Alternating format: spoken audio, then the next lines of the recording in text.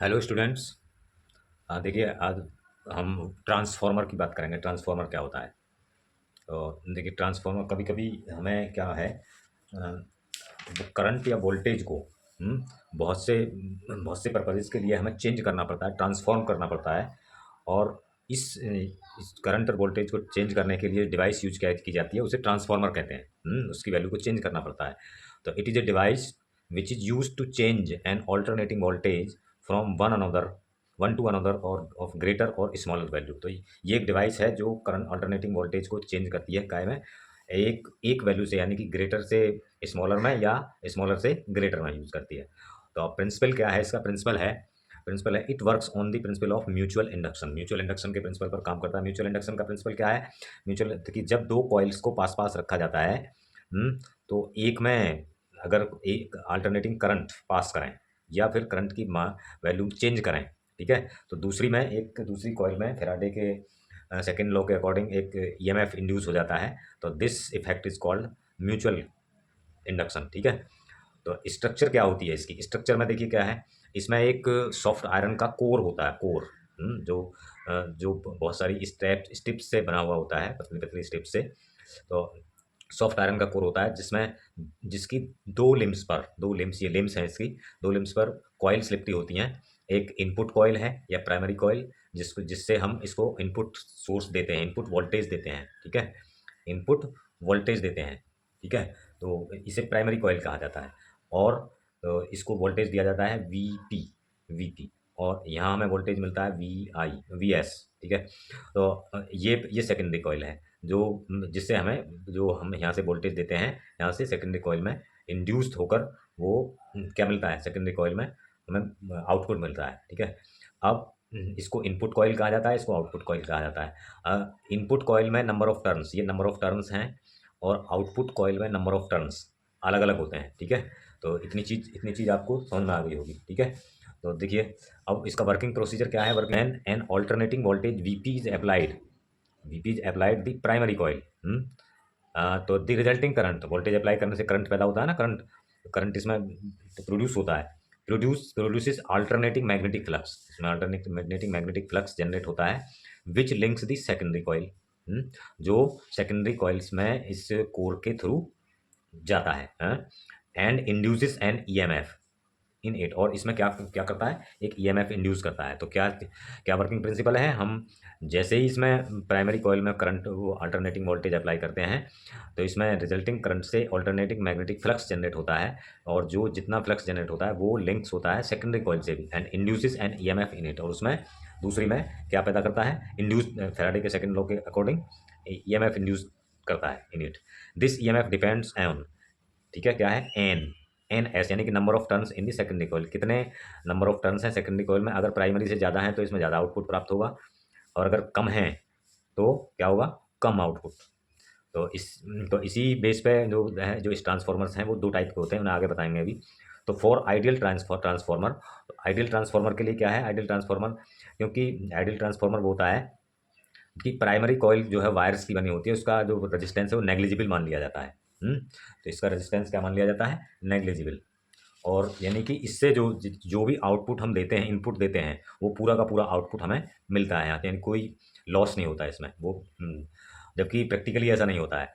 तो अब फिर क्या है, देखिए अब ये मान लीजिए लेट, तो फाई, अब ये मान लीजिए क्या है, let let phi be the flux in each turn in the core at time T in the primary coil. तो प्राइमरी कॉइल के प्रत्येक हर टर्न्स में जो मैं फाई है, वो जो फ्लक्स है वो फाई है ईच टर्न में किसी टाइम टी पर। तो फिर क्या होगा, induced induced EMF in primary coil, primary,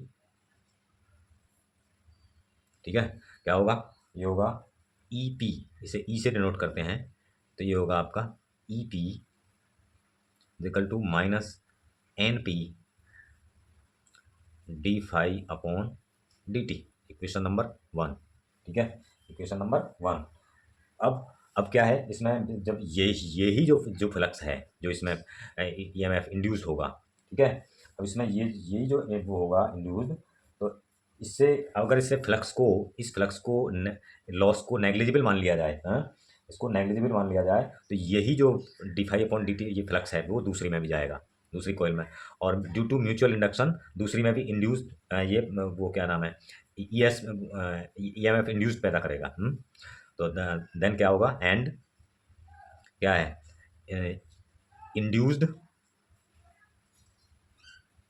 EMF in secondary coil, secondary coil. तो ES छोटी से ES इक्वल टू -NS और d∅/dt। ये फैराडे के अकॉर्डिंग है ना, तो ये माइनस का साइन आता ही है इसमें। तो ये हो गया। तो फ्रॉम 1 and 2, अब इनको क्या कर लीजिए, from 1 and 2, 1 and 2, from 1 and 2 क्या होगा, तो फ्रॉम 1 and 2 देखिए इसको डिवाइड, सेकंड को फर्स्ट से डिवाइड कर दिए, ES/EP equal to -NS d∅/dt और अपॉन -NP d∅/dt। तो d∅/dt कट गया, माइनस से माइनस कट गया, तो ये आ गया आपका क्या, ये आ गया आपका जो है NS/NP। ठीक है, ये आ गया। तो ES/EP equal to NS/NP।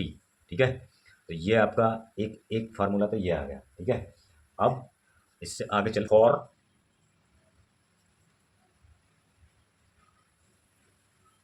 Ideal transformer,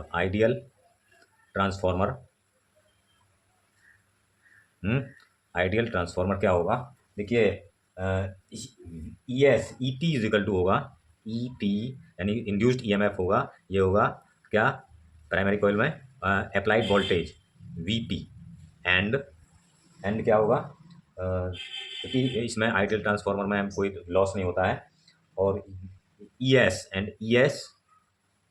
is equal to होगा VS।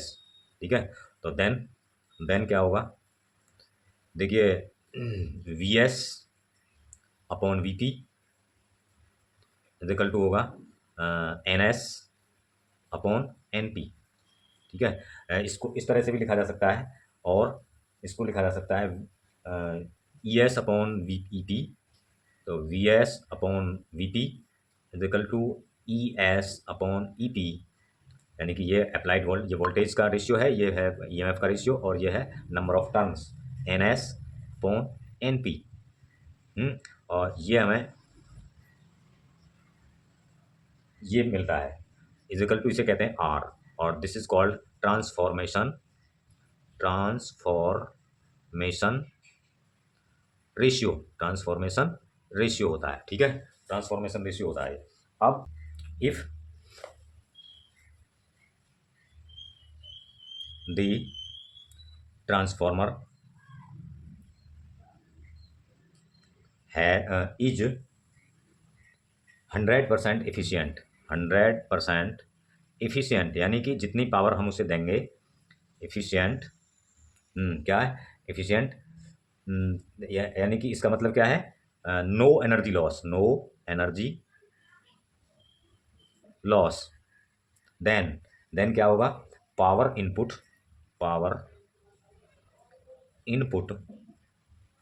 Is equal to power output. ठीक है, और पावर होती है हमारी क्या, यानी कि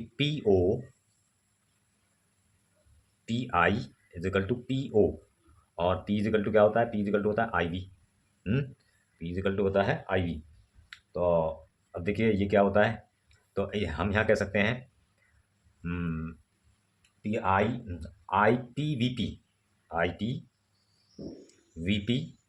इज इक्वल टू ISVS। ठीक है, IPVP is equal to ISVS, और इससे मिलेगा हमें क्या, VS/VP, इसको इधर ले जाइए, तो IP/IS is equal to VS/VP। तो अब हम इस ऊपर वाले इसको एक्सप्रेशन को इस तरह से लिख सकते हैं हम, तो क्या होगा, तो फ्रॉम अबव फ्रॉम अबव क्या है, देखिए V S upon V P, V S upon V P equal to E है, वो हो जाएगा N S upon N P, और ये हो जाएगा I P upon I S. देखिए आई पी जो करंट होती है वो क्या होती है, वो उल्टे रेशियो में होती है, ठीक है। इससे क्या मिलता है हमें, देखिए इससे क्या पता लगता है, देखिए जो इनपुट वाली साइड है उसमें अगर हम वोल्टेज ज़्यादा है, जो कि द कांस्टेंट होता है ना, ये कांस्टेंट, अगर वोल्टेज बढ़ेगा तो करंट अपने आप घट जाएगी, ठीक है।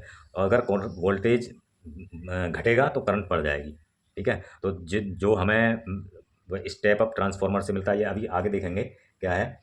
तो इसमें होता है ये, तो ये होता है I I S upon I P, तो ये भी आपका क्या हो गया आर, ये भी इक्वल टू ट्रांसफॉर्मेशन आर। तो इसका मतलब क्या है, इसका मतलब यह है कि इफ वोल्टेज इंक्रीजेस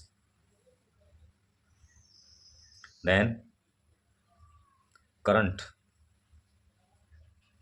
क्या होगा, decreases in the same ratio, same ratio, ठीक है, सेम रेशियो होगा है। And current voltage increases, voltage increase और डिक्रीज, करंट क्या होगा, वो हो जाएगा इंक्रीज हो जाएगा, ठीक है। यहाँ तक क्लियर हुई बात। अब ट्रांसफार्मर ये वोल्टेज को बढ़ा देता है, तो स्टेप अप कर देता है। तो देखिए क्या है, if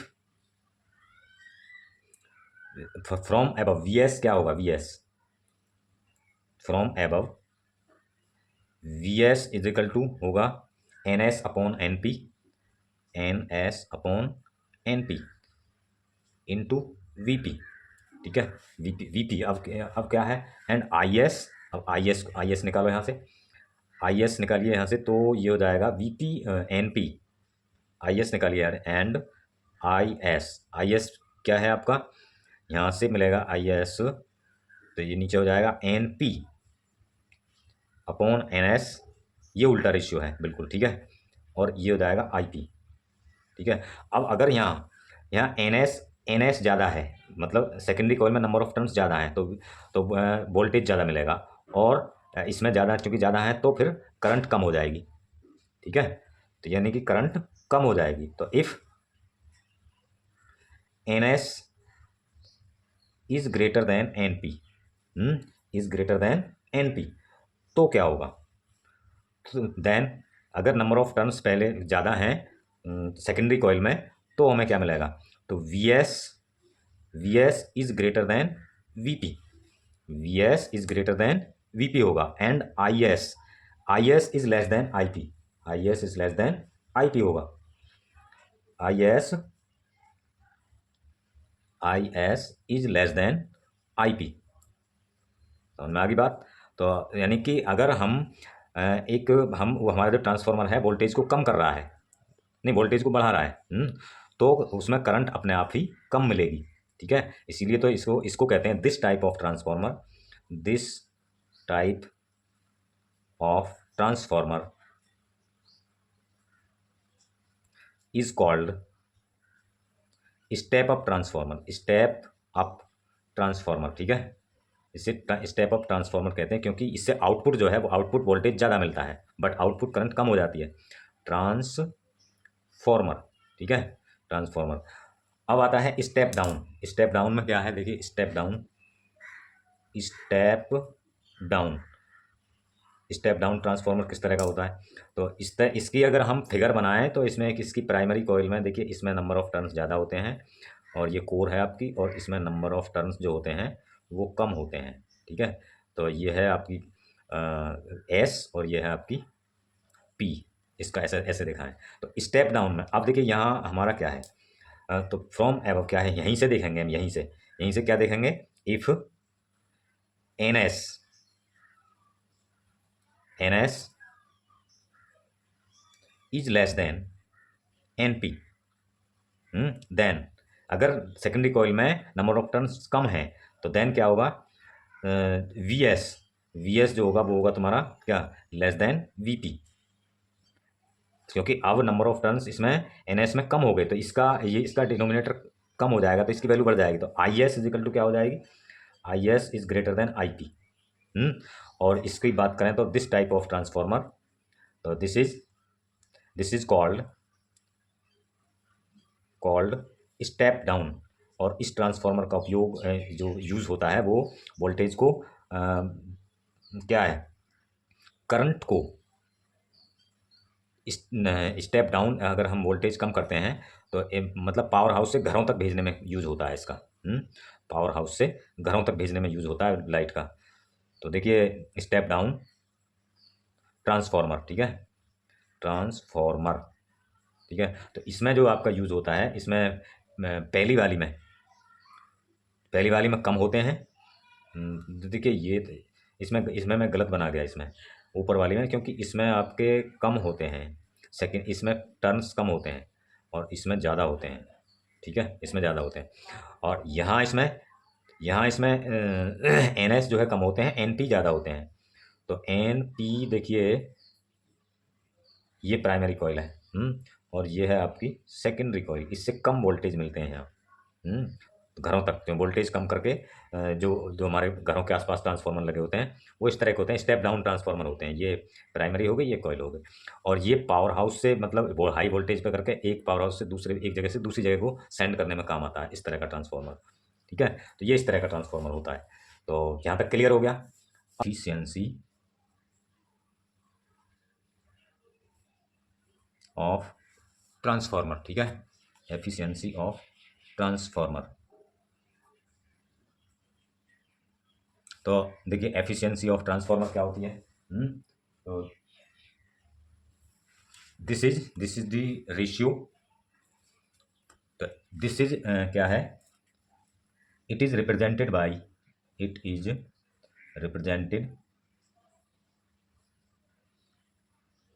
bye eta, and eta is equal to क्या है, ratio power output, PO power output upon power input, ठीक है। तो इनपुट होती है और इनटू 100। तो ये परसेंटेज में होती है। This is percentage, this is in, और इसे लिख सकते हैं eta is equal to PO upon PI into 100, ठीक है। This is in percentage. तो efficiency is calculated in percentage. तो efficiency CNC is calculated in percentage, ठीक है। फॉर आइडियल ट्रांसफॉर्मर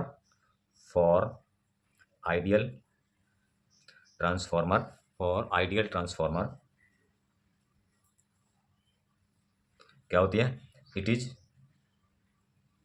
100%, 100% होती है। But practically it is 90 to 90% to 98%, ठीक है, 98%। तो ये था ट्रांसफार्मर का डिस्कशन पूरा। अब इसके एनर्जी, इसमें कुछ लॉसेस भी होते हैं, तो लॉसेस अगले वीडियो में बात करेंगे, लॉसेस की बहुत बड़ा हो जाएगा, ठीक है।